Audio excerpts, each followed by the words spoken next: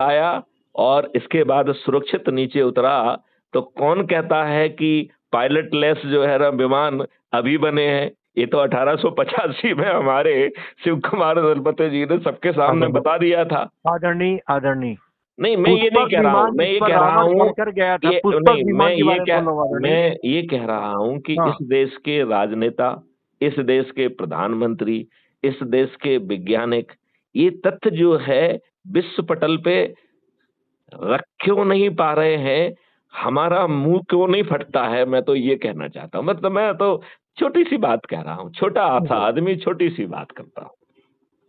बहुत बड़ी बात बोल रहे हो आप, छोटे से आदमी ही नहीं, बहुत बड़ी बात है। अरे 5.5 फीटिया छोटा-सा आदमी, दुबला-पतला जी आप मुझे देख लेंगे, जोर से फूँक मार देंगे तो मैथुन को तोड़ जाएँगे। नहीं नहीं उड़ेंगे। क्या है आप अपने आप को बोल रहे हैं? आपके विचार तो इतने ठोस है कि हिमालय पर्वत की तरह है, तो कहाँ से उड़ेंगे आप? नहीं, मैं तो पूछ रहा हूँ, हाँ। इन तथ्यों पे हम बात क्यों नहीं करते हैं? नहीं, ये तो बिल्कुल सही प्रश्न है आपका कि इस मुख्य तथ्यों पर, मुख्य विषयों पर को नजरअंदाज करके हम अन्य फालतू विषयों पर अपना ध्यान दे रहे हैं।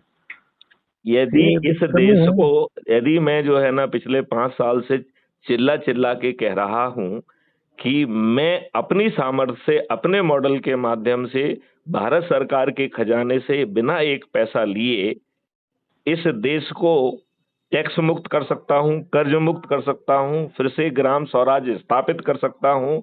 भारत को एक इंटरनल करेंसी जिसका नाम हमने पहले भारत विकास निधि दिया था, जिसे 2 दिन पहले हमने आज़ाद हिंद रुपया कह दिया है, जो एक जो है ना सोने के सिक्के के बराबर होगा। मतलब भारत के आज़ाद हिंद रुपया की वैल्यू जो है, वो 1 लाख रुपए के बराबर होगी।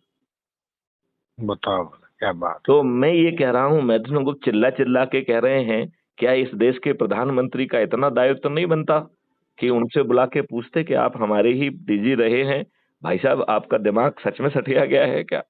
आप वो लेटर को क्यों आप नहीं क्यों निकाल रहे अनर्गल हो? बात कर रहे हैं? ये मैथिली गुप्त जी से कहिए कि उनका छोटा भाई आदित्य बोल रहा है कि वो लेटर को मैथिली गुप्त जी निकालें, जब अपने कार्यकाल में उन्होंने माननीय प्रातः स्मरणीय प्रधानमंत्री नरेंद्र मोदी जी को लिखा था।